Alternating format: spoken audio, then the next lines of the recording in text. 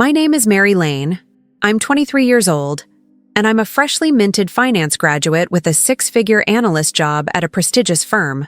On paper, things look perfect, like the kind of success story everyone admires. But the truth is far more complicated, tangled up in the walls of the house where I still live part-time, trying to navigate the constant undercurrent of tension that fills the air. Living at home after college wasn't my first choice. I dreamed of independence, of having a place to call my own where I could finally breathe without the weight of expectations pressing on my chest. But with tuition bills, family dynamics, and a father who wielded financial control like a weapon, staying put felt like the path of least resistance. Some nights I'd lie awake listening to the creaks and murmurs of the house, knowing that my presence was less about comfort and more about obligation. My dad, Richard Lane, is a man who believes in control above all else. He's authoritative, stern, and has a way of making you feel small even when you're doing everything right. His favorite method? Threatening to cut off my tuition funding if I don't toe the line. It's a tactic he's used for years, and it still works like a charm. Not because I'm dependent on his money, but because I'm trapped in a web of family expectations and fear of conflict. He's made it clear that my academic achievements don't earn me genuine respect. They just buy me a seat at the family table. And sometimes, even that seat is precarious. Despite all this, I've tried to keep the peace. I show up at family dinners. I smile politely when my father praises Jessica, my golden older sister, and I support her whenever I can. Jessica is the kind of person who lights up every room she walks into, effortlessly charming everyone around her. Our family dotes on her, celebrating every milestone like it's the event of the century. Meanwhile, I'm expected to be the quiet background, the reliable shadow who handles the less glamorous work. Just last week, Dad called me into the living room with a look that chilled me to the bone. "Mary, you will attend Jessica's wedding," he said, his voice low and firm, "or I'll cut your tuition funding immediately." There was no room for negotiation, no hint of understanding or empathy, just an ultimatum wrapped in the guise of parental authority. Of course, he didn't know that I'd quietly finished college as valedictorian and landed a six-figure job months ago, all without his support, but I didn't say that. Not yet. So there I was, masking my growing frustration with a polite smile, nodding like the obedient daughter. Inside, a storm was brewing, a mix of resentment, exhaustion, and a simmering desire to break free from this cycle of control. At family events, I'm the one who keeps my eyes lowered, laughs at the right moments, and deflects any attention away from myself. It's the role I was assigned, and I play it well. But beneath the surface, I'm counting the days until I can claim my independence. Not just financially, but emotionally. Living in this house feels like walking on eggshells. I can hear the faint echoes of laughter from Jessica's room down the hall, the way my mother tries to smooth over every argument with soft words and tired eyes, and my father's booming voice issuing commands as if he's running a business instead of raising a family.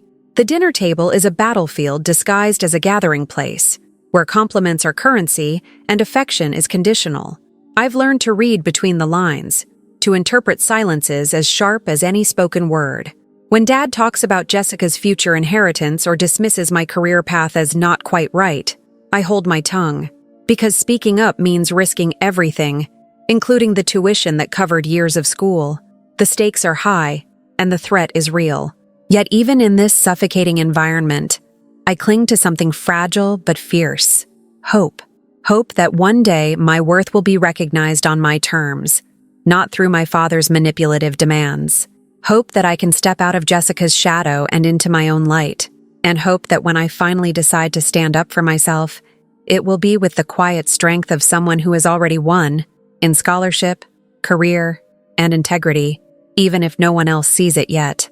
As I prepare to walk into Jessica's wedding, under the weight of Dad's ultimatum, I carry all of these feelings with me: frustration, determination, and a secret power he has no idea I possess. It's a power born from years of silent struggle and hard-earned victories, ready to change the story entirely. Favoritism in my family is like a shadow that's followed me since I was a kid, long before I even understood what it really meant. Looking back, I can trace its roots to the earliest memories I have of growing up under my father's watchful eye. Jessica, my older sister by 3 years, was always the star in Richard's eyes. From her very first recital, my dad was the proudest parent in the room, beaming as he clapped the loudest, whispering to anyone who'd listen about her natural charm and talent. Meanwhile, I was expected to quietly applaud from the sidelines, my own achievements barely registering as background noise. School events were the first battlegrounds where this divide became painfully clear. Jessica's teachers praised her creativity and leadership. She was often asked to perform solos or lead group projects. Our house was filled with trophies and certificates that belonged to her, prominently displayed in the living room, while mine were tucked away in a drawer somewhere, rarely talked about and almost never celebrated. Even when I brought home the highest grades in my class, the recognition was measured, barely audible beneath the louder praise heaped on Jessica for her extracurricular triumphs. I remember one particular school awards night when Jessica received a scholarship for her art program. Dad was so proud, practically glowing as he hugged her in front of the entire crowd. When my name was called later that evening for an academic award, the applause was polite but lukewarm, and Richard's expression was distracted, as if waiting for the next announcement. That night, the difference between us wasn't just clear, it was written all over my father's face, a constant reminder that my worth was never going to match Jessica's in his eyes. Richard's dismissive remarks about my choices only added salt to the wound. He often questioned why I was so focused on numbers and charts instead of people skills, or being more like Jessica. His words sometimes stung more because they came with that subtle undertone, that I was the less favored, the one who didn't quite measure up. "You're good with money, sure," he'd say. "But Jessica knows how to connect with people. That's what really counts." It was a comparison I heard endlessly, like a mantra drilled into my head. Jessica was the golden child, and I was simply the fallback. Even when I earned scholarships, those hard-fought awards that covered significant portions of my tuition, my father's love and support came with strings attached. I was expected to keep my grades up, act obediently, and never question his authority. Any sign of rebellion or frustration was met with subtle reminders that if I didn't comply, the financial aid would stop. Yet the irony was that my scholarships were meant to lessen the family's financial burden, but instead, they became another lever for control. It was like being caught in a trap where the very accomplishments I was proudest of became tools for manipulation. At family gatherings, the pattern was just as clear. Jessica was always the center of attention, the one who got to share her news, flaunt her successes, and bask in the glow of praise. I'd be there in the background, nodding politely, offering congratulations, quietly absorbing the imbalance.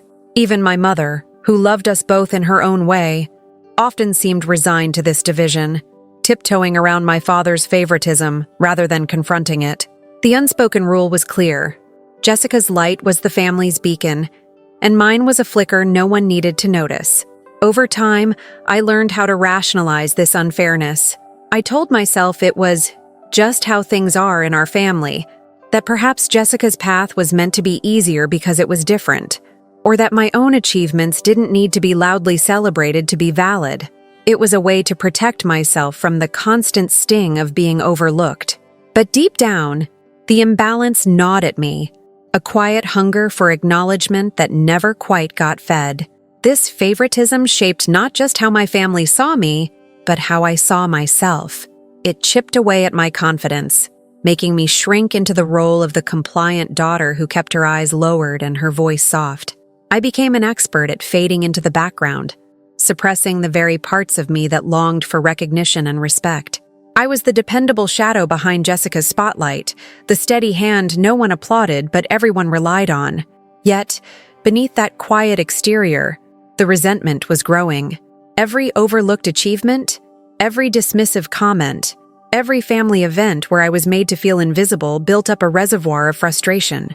It was a slow burn, easy to ignore day by day, but impossible to extinguish completely. And as I prepared to step into the suffocating scene of Jessica's wedding, an event that would once again spotlight her and sideline me, I carried all of this with me.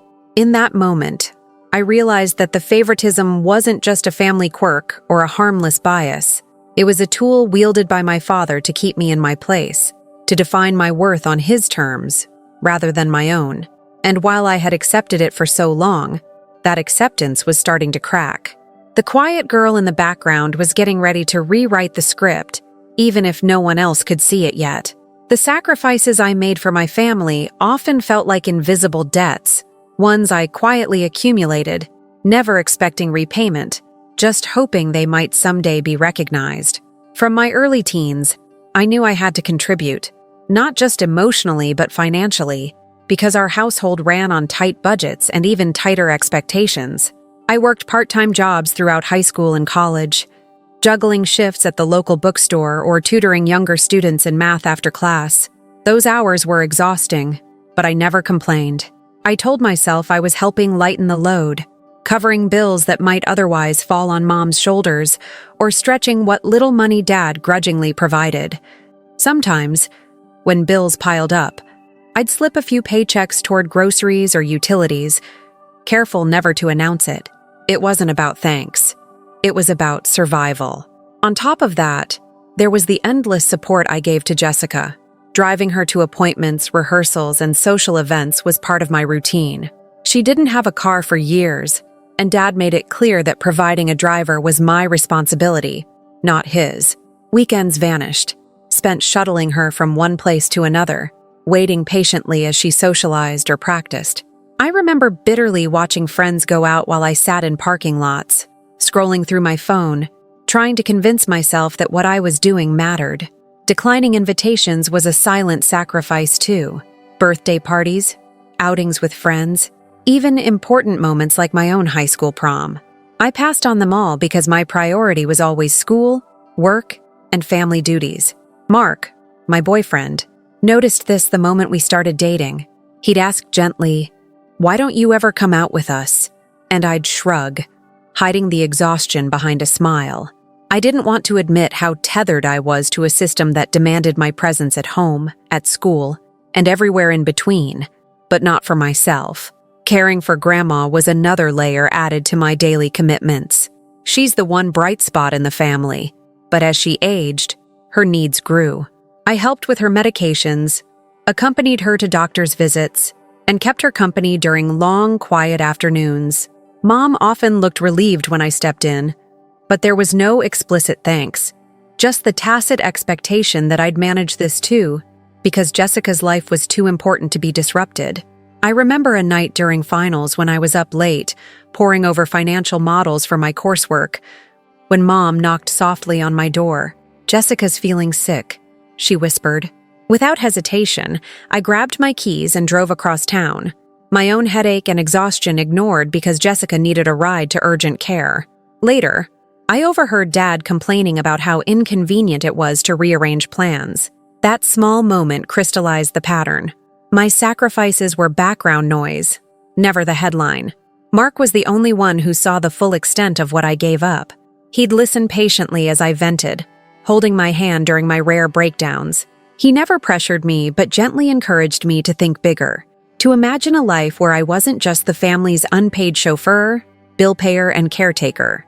Sometimes his words felt like a lifeline, a reminder that I deserved more than this hidden labor. Despite everything, the family never acknowledged these contributions.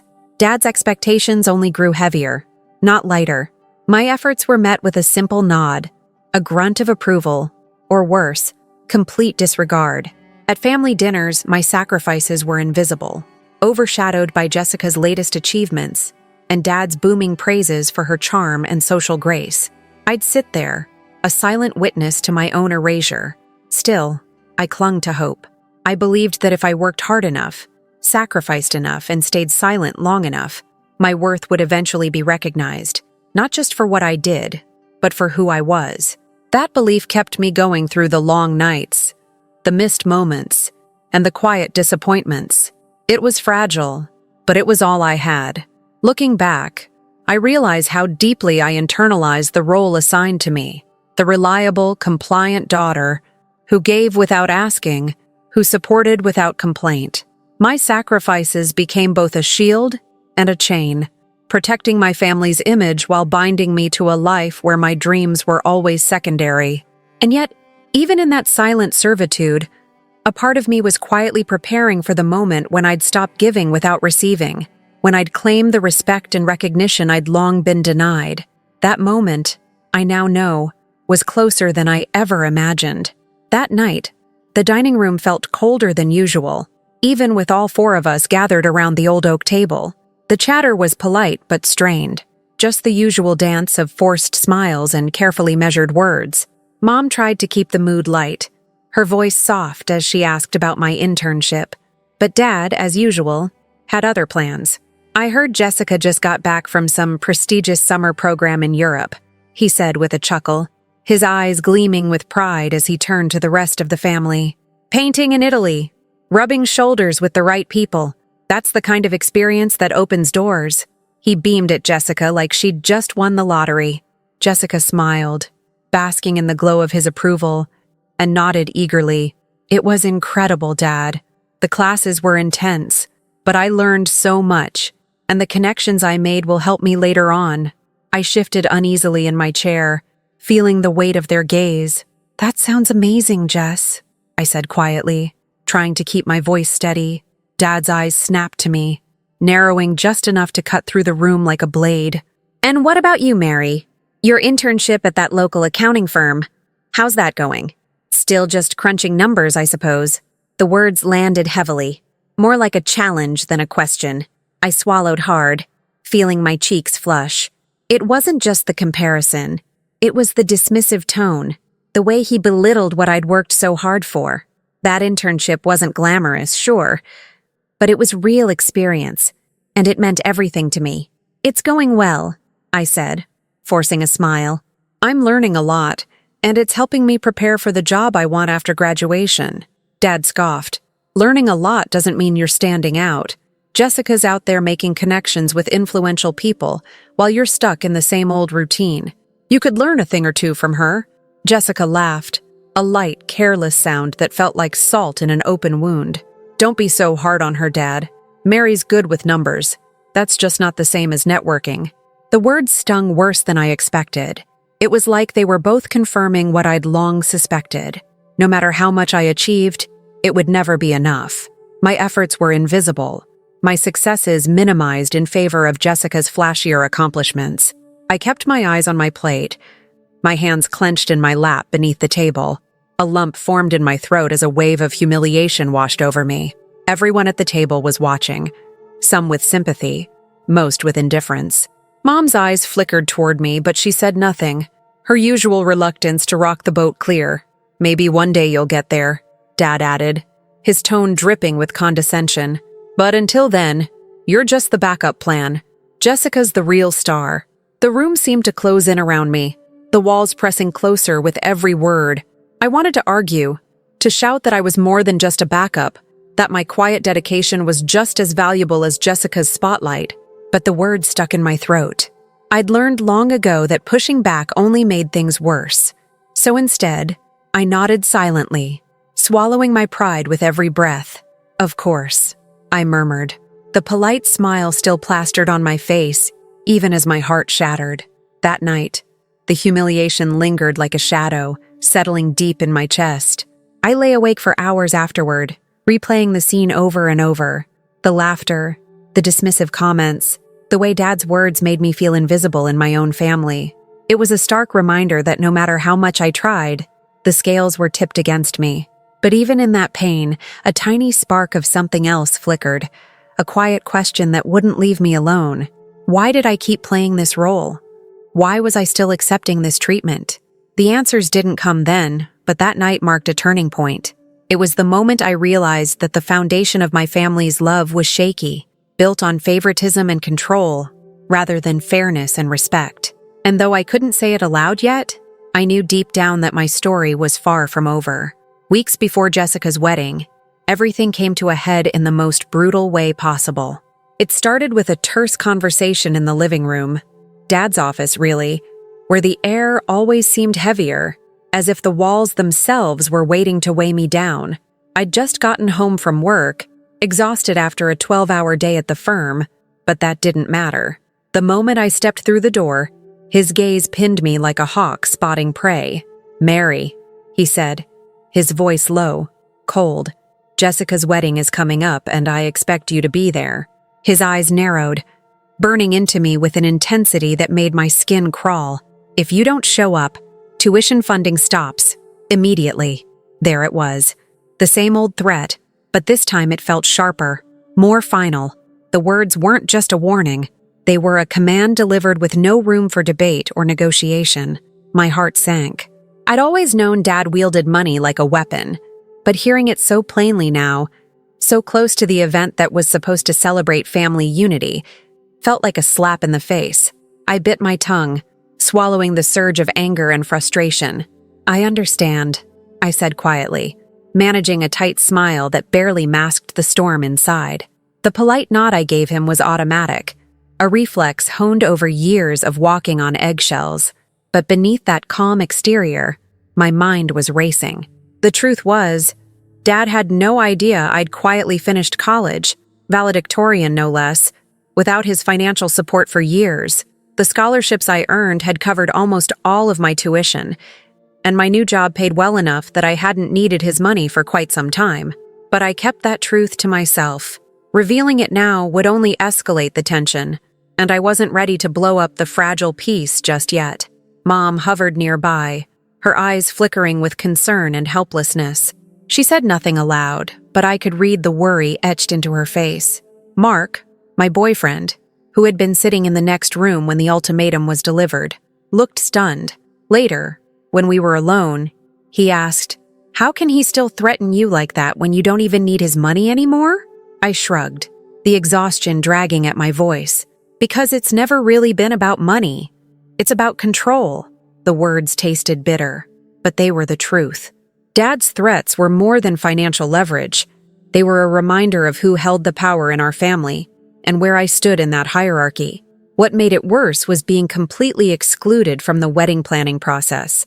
Dad had made it abundantly clear that my attendance was a formality, a checkbox to be ticked, not a genuine invitation to celebrate Jessica's big day. Invitations arrived with no personal note, no warmth, just the stark reminder that I was expected to be there, obedient and silent. And then came the final blow, a declaration so cold it left me numb.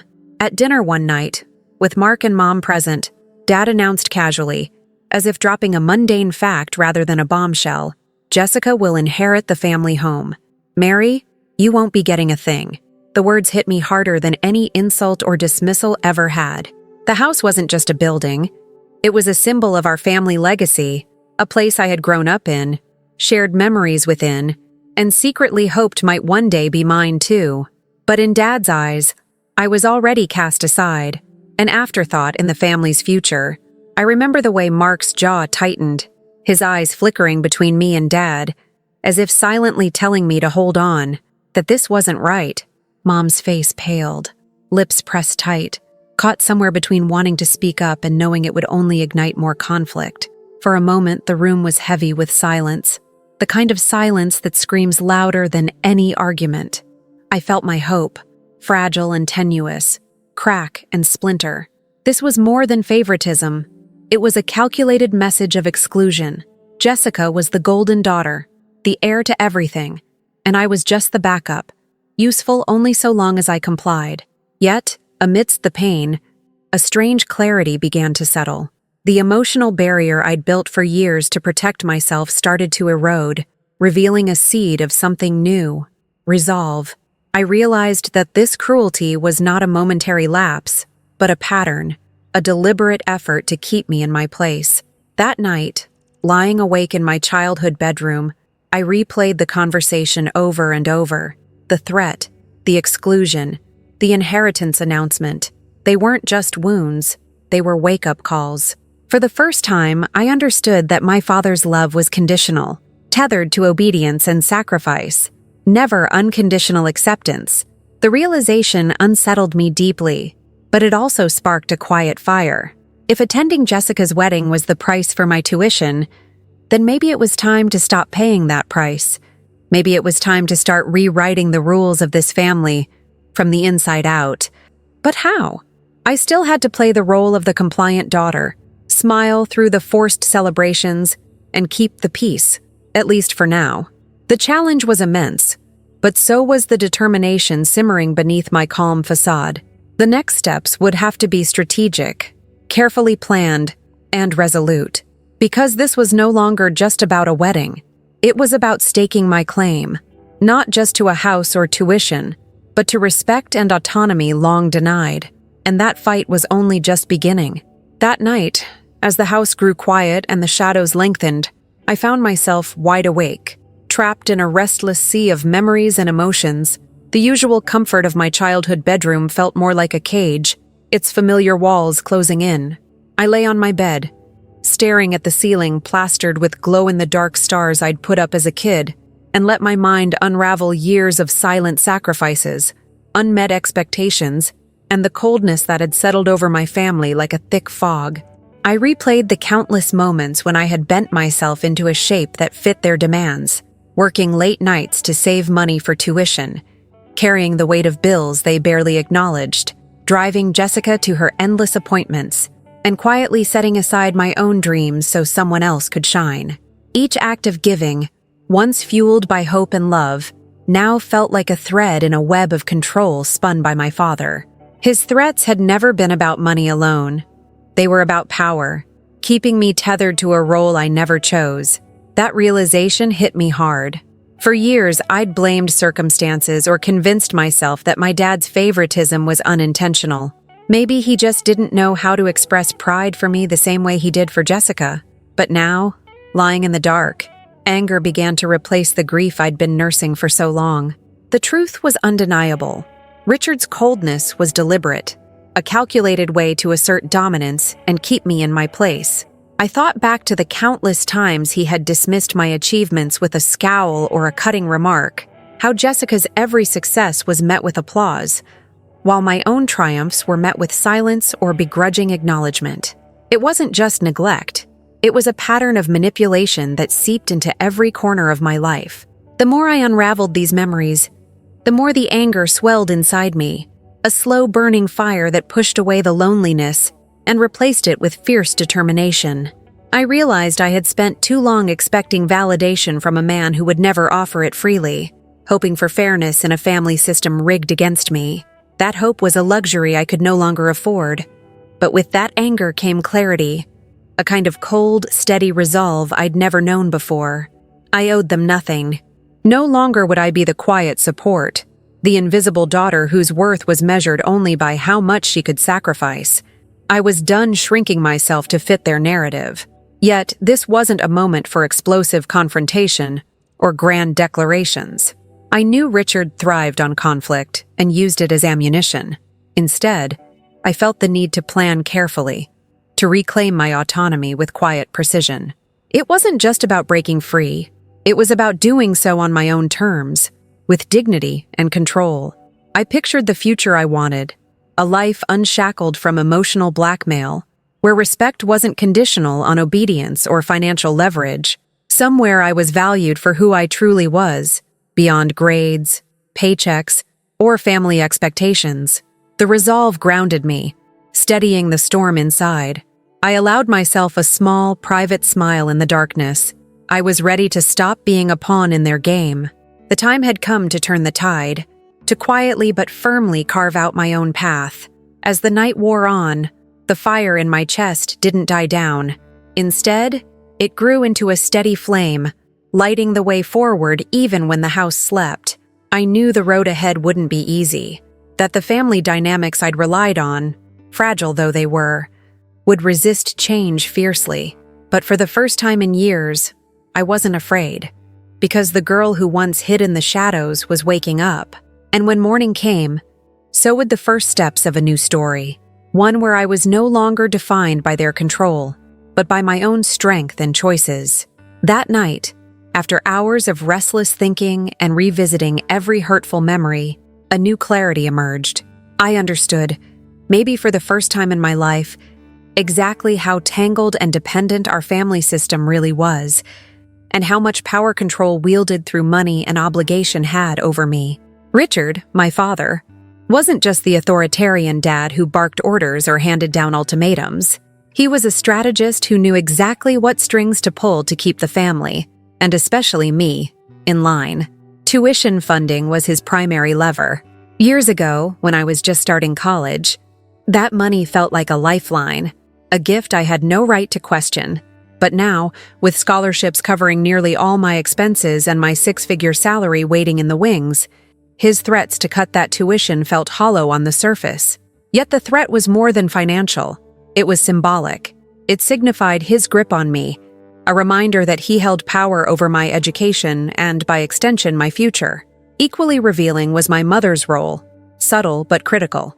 Mom was the family's emotional caregiver, but also the practical one, expected to pick up the slack in so many ways. She managed the household's day-to-day chaos and absorbed the emotional fallout from Dad's demands.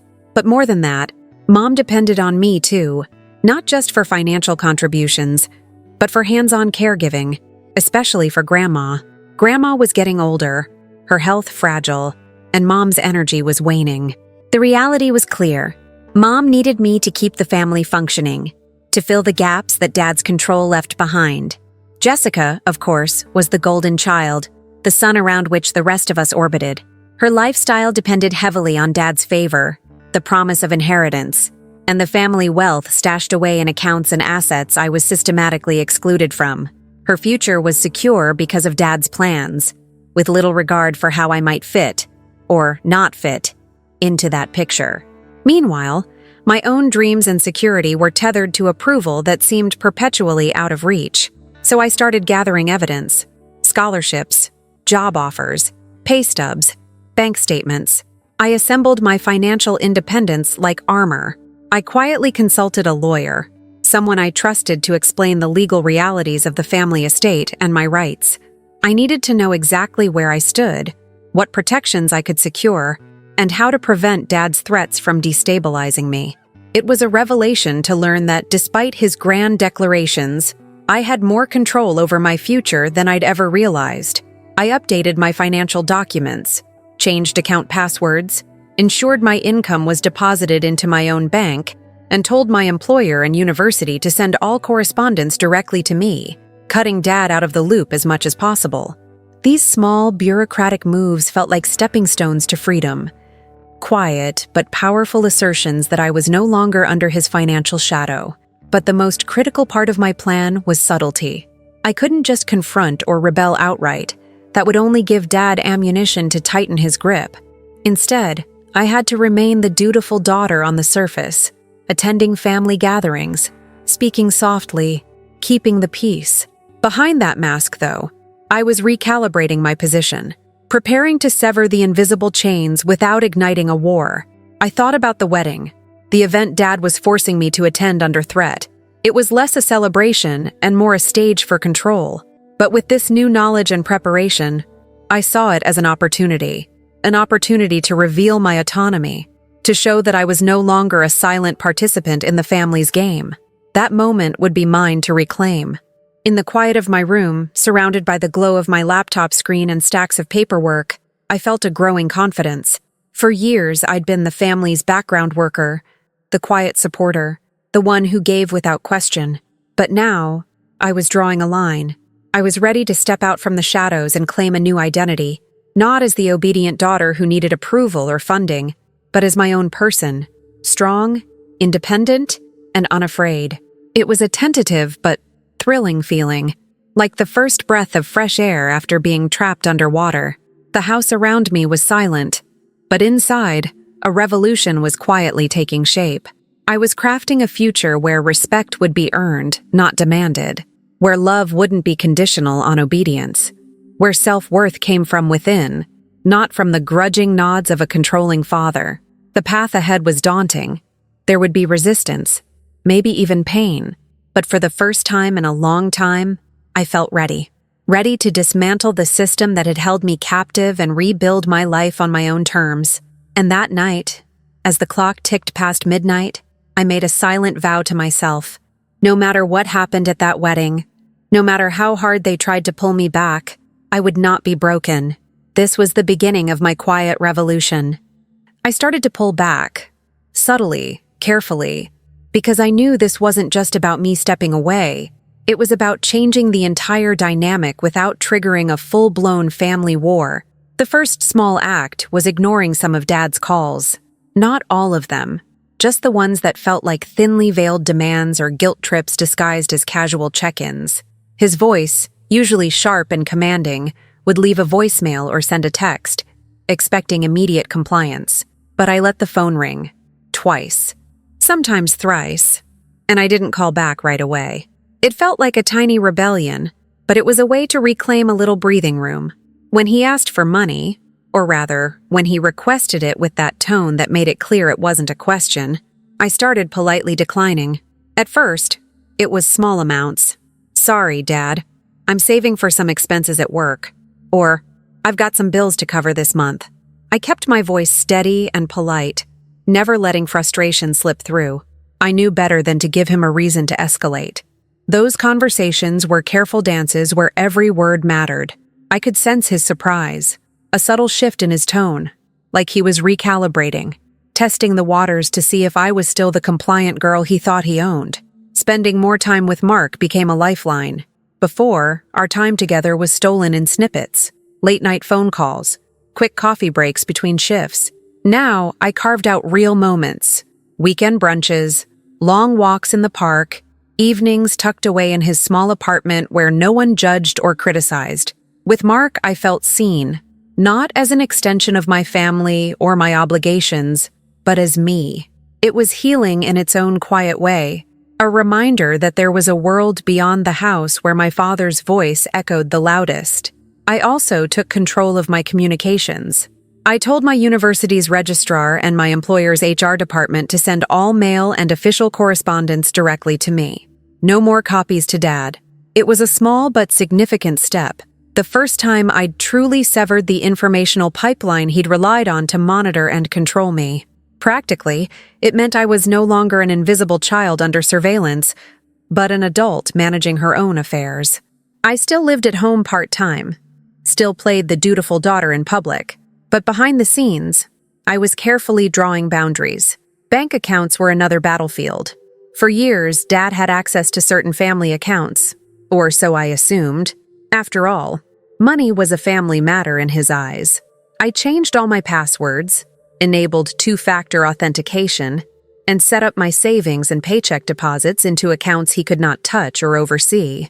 It felt like locking the door on a room where I'd been kept prisoner for too long. Every time I logged in, I felt a flicker of triumph, a reminder that this financial independence was mine alone. At home, I kept up appearances. I smiled at dinner, laughed at Jessica's jokes, nodded politely at Dad's lectures. I didn't want to give away the shift happening inside me. But sometimes, when no one was watching, I'd catch my reflection in the hallway mirror, and instead of the familiar weary girl, I saw someone resolute, someone ready to rewrite her story. The family noticed the changes, even if they pretended not to. Dad's calls became more frequent but briefer, tinged with frustration. Mom's eyes would flicker with something unreadable, maybe concern, or guilt, or sadness. Jessica seemed irritated, her usual warmth towards me replaced by a cold distance, like she sensed the quiet revolution but didn't want to confront it. Yet, to the outside world, and even to myself in public moments, I was still the good daughter, the peacekeeper, the one who showed up and smiled. That facade was my shield, my way of protecting what little peace remained while I prepared for the next move. I was patient, meticulous, and careful, because I knew the moment to reveal my independence had to be perfect, undeniable, and unassailable. Inside, though, the storm was growing. With every call I ignored, every request I declined, every personal boundary I set, I felt lighter.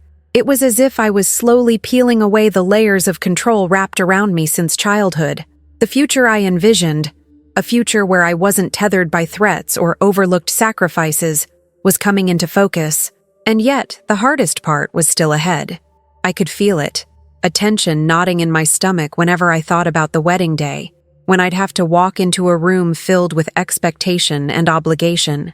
But I was no longer the scared girl who feared her father's threats. I was someone who had quietly built her own foundation of strength, someone ready to stand tall when the time came. For now, I held my tongue and kept my smiles. But beneath that calm exterior, my independence was no longer a secret. It was a promise I'd soon fulfill. The morning of Jessica's wedding arrived like any other day at the Lane household, but inside me, everything was taut with anticipation. I dressed carefully, choosing a modest but elegant navy dress, something that wouldn't draw too much attention but would still speak of my quiet confidence. The mirror reflected a face I barely recognized, calm on the surface, but with eyes burning quietly beneath, ready for what was to come. Mark's reassuring smile the night before had given me strength, but this was my moment alone. The house buzzed with the usual pre-wedding chaos, florists arranging bouquets, photographers directing poses, guests chatting excitedly in the living room. Jessica floated through it all like a golden comet, radiant and oblivious to the undercurrent swirling beneath the polished exterior. Our mother fussed over last-minute details, her smile strained but hopeful. Dad sat in his favorite leather chair, the stiff authority in his posture undimmed, eyes sharp and expectant. The weight of his ultimatum pressed down harder than ever. I moved through the room silently, clutching a thick envelope in my hand, my carefully prepared arsenal. Inside were the truths Dad refused to acknowledge: my graduation diploma, crisp and official, my valedictorian certificate, the culmination of years of silent sacrifice, a letter I had penned, calm but resolute, stating that I had graduated debt-free thanks to scholarships, and that I now held a six-figure job at a prestigious firm. The letter also included a formal legal notice that I had updated my will, explicitly removing any claim Jessica might have on the family home. It was everything I needed to say, without raising my voice. The ceremony was held in the old chapel where I'd sat countless times, always in the background, always watching Jessica's life unfold as the star attraction. Today, the pews were filled with family and friends, the air thick with expectation. Minutes before the vows, Richard's eyes swept the room, landing on me with that familiar mix of authority and impatience. "Mary?" he said, voice carrying just enough to be heard. "Are you ready to do your duty?" I smiled politely, a practiced expression, but my heart pounded like a drum. Slowly, deliberately, I stepped forward and extended the envelope to him. The room fell into a hush. Dad took it, his brow furrowing as he felt the weight of the package. Curiosity flickered in his eyes, quickly replaced by suspicion. "What's this?" he asked, already scanning the contents. I met his gaze steadily. "It's everything you need to know, Dad. I graduated valedictorian. I'm financially independent now. I don't need your tuition money, and I'm no longer bound by your control." A ripple passed through the assembled guests. Jessica's bright smile faltered, confusion and something like fear flashing in her eyes. Mom's hands clenched briefly, then relaxed as she realized what was happening. Dad's fingers trembled slightly as he unfolded the letter, his eyes darting over the words I'd written with painstaking care. The diploma and certificate lay beside it, undeniable proof of what I had accomplished. For years he had denied, dismissed, and controlled me, but now the evidence was right there, clear and unassailable. He looked up, shock breaking through his usual stoic mask, a rare crack in the armor. When did this happen?"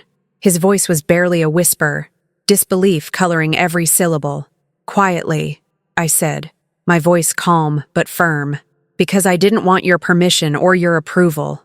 I did it for myself, and today, I'm choosing to set my own boundaries." The chapel was silent. The weight of my words hung in the air like a tangible force. No one moved. No one spoke. I'd never felt more visible. Then, with steady resolve, I added, "I've also made legal changes to the will. The family home is not part of Jessica's inheritance anymore. That's no longer her future to claim." Dad's face paled, the color draining as the truth settled over him like a cold shadow. His jaw tightened, and for a moment, the man who had wielded control for so long was unmoored. Jessica's mouth opened slightly, as if to argue, but no words came. She looked to Dad for guidance, but he was silent, grappling with the reality I'd just laid bare. I took a breath, my heart pounding fiercely, but my voice steady. "I'm done living in your shadow, Dad. Done bending to threats and ultimatums. I'm here today because I want to be part of this family, but on my terms, not because I'm forced. The guest's eyes flickered between us, sensing the shift in the family's balance of power. Mom's lips trembled, eyes glossy with unshed tears. Mark's hand found mine under the pew, a quiet anchor in the storm. Dad unfolded the letter once more, his fingers hesitating over the edges, as if touching a foreign artifact. The room's silence was now a charged presence, filled with the weight of years of unspoken truths finally erupting into daylight. I knew this moment would change everything, not with shouting or drama, but with a quiet, unyielding demand for respect and recognition. My life, my achievements, my dignity, it was all finally on the table where no one could ignore it. And as the first notes of the wedding music started to swell, I tucked my hands into my lap, poised and resolute. The vows were still to come, but I had already spoken mine, loud and clear, without a single word raised. The moment I handed Dad the envelope, time seemed to slow. His fingers hesitated, brushing over the thick paper as if unsure what it contained. Then, as he unfolded the letter and pulled out my diploma and valedictorian certificate, his face shifted. Shock first, then disbelief, and finally something dangerously close to panic. His usual stern composure cracked like thin ice underfoot. What is this?" he stammered, voice barely above a whisper. The room, already hushed, felt even smaller, the weight of his words hanging heavily between us. He looked up, meeting my gaze for the first time with something unguarded, a flicker of confusion, maybe even fear. Jessica's radiant smile, which had lit up the room just moments before, faded instantly. Her eyes darted from Dad to me, searching for some explanation but finding none. The golden daughter, the center of their world, was suddenly unmoored, as if the financial safety net she'd always counted on had been yanked away without warning. I could see the panic creeping in, the tightening of her jaw, the slight tremble in her hands hidden beneath her elegant dress. Dad swallowed hard, the color draining from his face. His voice, normally booming and commanding, dropped to a desperate plea. "Mary, please. This isn't the time or place. Don't do this now." His eyes searched mine, as if begging for mercy, for a reprieve from the truth I'd just delivered. But I didn't flinch. "Dad," I said, my voice steady but firm, "I've been doing this for months. Graduating valedictorian, securing my job. None of it needed your approval or your money. This isn't about timing. It's about setting boundaries. I'm done being controlled by threats." He looked down at the papers again, his fingers trembling slightly. "You don't understand what you're risking," he muttered, voice thick with emotion. "Jessica needs the family. We all do. Don't throw that away." Jessica, now visibly shaken, stepped forward, eyes glistening with unshed tears. "Mary, please, this isn't like you.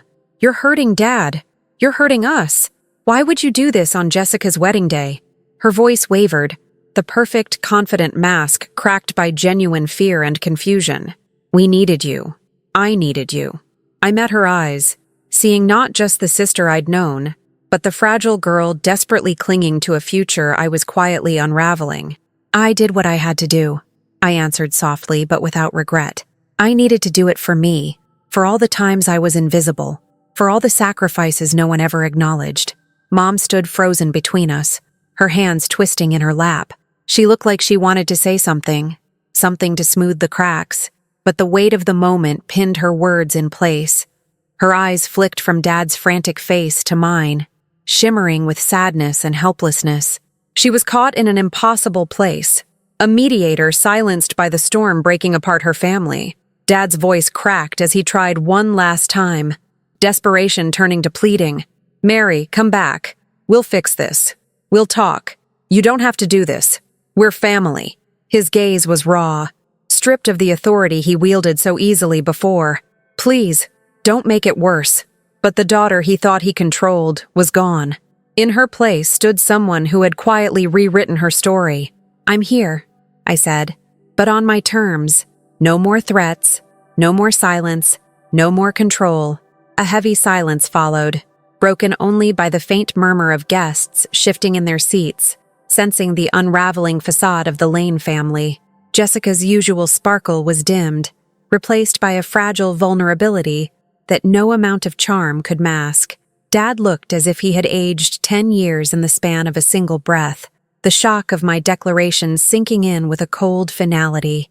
Mark's hand found mine beneath the pew, his grip steady and reassuring. In that moment, I felt anchored, no longer alone in the storm. Around us, the world was changing, the delicate threads of control and expectation fraying under the weight of truth.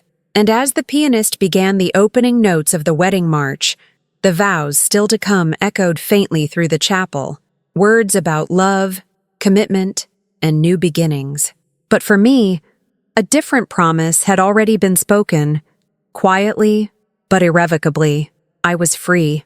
The days after the wedding unfolded like a slow unraveling of everything my family had taken for granted. It wasn't sudden, no dramatic breakups or explosive arguments, but a creeping tension that seeped into every corner of the household. Richard, my father, who had long wielded control through financial might, found himself unmoored. His missed payments on the family home triggered urgent letters from the mortgage company, formal warnings that sent ripples of panic through the house. The stark reality that the foreclosure process could begin was a blow none of us had anticipated, least of all him. I watched, at first with a detached sort of disbelief, as Dad's usual commanding presence faltered. His voice, once booming with authority, grew strained and quieter, edged with anxiety. The man who had made ultimatums, who had used money as a weapon to bend me to his will, now faced consequences he hadn't prepared for. The weight of those missed payments was more than just a financial burden. It was a symbolic crack in the armor of the family empire he had tried so hard to build. Jessica, my golden sister, wasn't immune to the fallout. The luxury and ease she'd always enjoyed suddenly seemed precarious.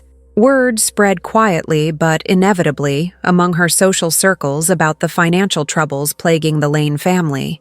Invitations she once took for granted grew scarce. Whispers started, subtle but sharp, as acquaintances questioned the stability behind the flawless image. The social status she'd built so carefully began to wobble. Her confident mask slipped in private moments, revealing the panic beneath. I saw it in the way her laughter sometimes faltered, how her eyes darted anxiously during family gatherings, and how she clung to the remnants of her old life with desperate determination. Richard's health also began to show signs of wear. The stress gnawed at him relentlessly. Once a robust man, his face grew pale and drawn, the lines around his eyes deepening as sleepless nights and worry took their toll. I heard the coughs he tried to hide, the sighs that escaped when he thought no one was listening. The unyielding pressure of losing control, both financial and familial, was breaking him down. But what struck me most was how the family dynamics shifted in subtle yet profound ways. Attempts to manipulate me with guilt and threats, which had been his go-to tactics, no longer worked. I stood firm, unwavering in my boundaries. The more Richard tried to pull me back in with promises of reconciliation or veiled warnings, the more distant he became. His frustration morphed into resentment, and our interactions grew colder, punctuated by silences heavier than words. Jessica's usual charm and control faltered, leaving her isolated. Without my financial support and emotional labor, the cracks in her carefully curated life became visible. She struggled visibly at times, retreating into herself or lashing out with brittle defensiveness. The golden glow she'd relied on was dimmed, exposing vulnerabilities that had long been hidden beneath layers of entitlement. Meanwhile, some extended family members began to take notice of the fractures. A few expressed quiet sympathy for me, recognizing the unfairness I had endured for so long. Their whispered concerns, shared in hushed tones at family gatherings, were a stark contrast to the cold indifference I had often faced. Others, more loyal to Richard, urged him behind closed doors to mend fences and regain control, but the damage was done. Throughout these shifts, I maintained a careful record of every interaction, texts, emails, conversations, solidifying my position should the conflict escalate further. This was not about revenge, but about protecting myself and ensuring that the toxic patterns I'd endured wouldn't continue unchecked. My documentation was a quiet yet powerful shield, a testament to the new chapter I was forging.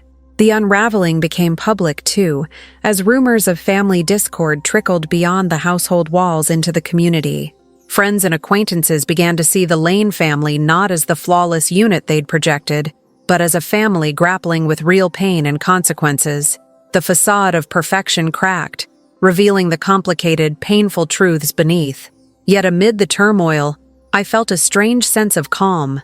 The chaos was a necessary upheaval, a reckoning long overdue. The toxic cycle of favoritism, control, and silent suffering was breaking down. It was painful, yes, but also freeing. The family I'd known, the one defined by manipulation and unspoken rules, was slipping away. And though the future was uncertain, I was no longer afraid to face it on my own terms. The wedding envelope, once just a symbol of forced compliance, had become a catalyst for change, an emblem of my quiet but resolute stand. The path ahead was daunting, filled with challenges and difficult conversations, but it was also a path toward dignity, respect, and authentic connection. The Lane family's story was far from over, but for the first time, I was writing my own chapter. The dust was far from settled after that wedding day. In fact, it felt like the moment I handed my father that envelope wasn't an ending, but the opening act of a new and uncertain chapter. What came next was about boundaries, the lines I had to draw to protect my peace, my dignity, and the hard-earned independence I'd claimed. I realized quickly that these boundaries wouldn't just be understood or respected without clear communication, so I began the difficult but necessary work of setting firm terms for any future contact with my family. Respect, honesty, equality. Those three words became my non-negotiables. If any conversation or interaction with my father, my sister, or even my mother didn't meet those standards, I knew I would have to step back, sometimes completely. It was a radical shift for me. For so long, I had been the one bending, adjusting, smoothing over tensions, and swallowing discomfort just to keep the family semblance intact.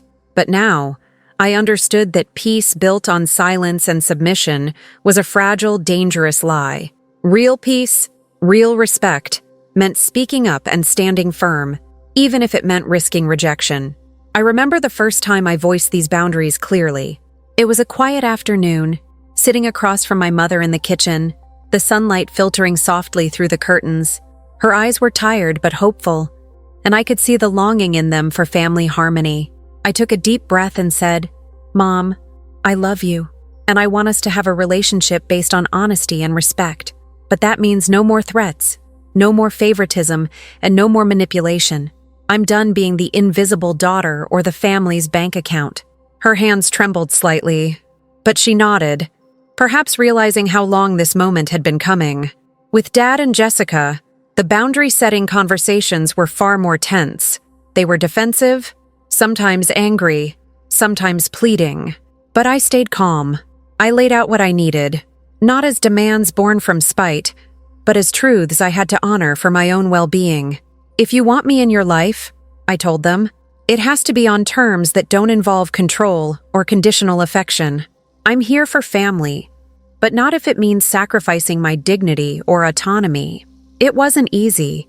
There were tears, raised voices, and long silences, but each conversation chipped away at the old power dynamic. Slowly, the idea that I could say no without losing my identity began to take root. Outside the family sphere, I focused on building a life that reflected who I truly was, not the daughter defined by obligations and manipulation, but as an independent woman with her own dreams and people who valued her. Mark was my anchor through it all. His quiet support reminded me that love and partnership could be steady, respectful, and uplifting. We spent weekends exploring new restaurants, taking long walks where our conversations drifted from silly to serious. For the first time in a long time, I let myself imagine a future where my worth wasn't tied to anyone's expectations, but my own. I also nurtured friendships that had often taken a backseat to family needs, reconnecting with old college friends who saw me for who I was rather than what I provided, was healing. We celebrated small victories over coffee, shared frustrations honestly, and offered mutual encouragement. These relationships became a vital part of the mosaic of support I was building, a network of respect and kindness that contrasted sharply with the emotional complexity I left at home. Professionally, I threw myself into my work with renewed passion. My analyst role at the firm was demanding but rewarding, and I found satisfaction in the challenges and accomplishments that were purely mine. I made a conscious effort to separate my self-worth from the family narrative, focusing instead on achievements that felt authentic and earned. Each paycheck was a quiet reminder that I was capable, independent, and deserving. No strings attached. Back at home, the atmosphere remained strained, but I refused to retreat. I attended family dinners and gatherings, but now with a different stance. I no longer sought approval or validation. I engaged politely, but kept my emotional armor intact. When old patterns of favoritism or manipulation surfaced, I met them with calm but firm detachment. It wasn't easy to watch the family grapple with the consequences of their choices, but I knew that stepping away emotionally was the healthiest path for me. The most profound change, however, was internal. I discovered a deep reservoir of self-respect that had been buried beneath years of compliance. Standing up for myself, even in small moments, felt like reclaiming a piece of my soul. The wedding envelope, the symbol of my quiet revolution, reminded me daily that I was no longer defined by a family's conditional love or a father's threats. I was writing my own story, one of dignity, strength, and self-determination. The road ahead was still uncertain. There would be setbacks, maybe even permanent rifts, but for the first time, I embraced that uncertainty with arms open, knowing I had found my voice. The lesson I carried close was simple yet powerful. Respect could never be demanded or coerced. It had to be earned through integrity and genuine connection. And if that wasn't possible with my family, I had the strength to walk away, to build boundaries that protected my heart, and to create a life defined by freedom rather than fear. In this new chapter, I wasn't just Mary Lane, the daughter who quietly sacrificed for others. I was Mary Lane, the woman who chose herself, who refused to be invisible, who refused to be controlled. And that choice, I knew, was the greatest gift I could ever give myself.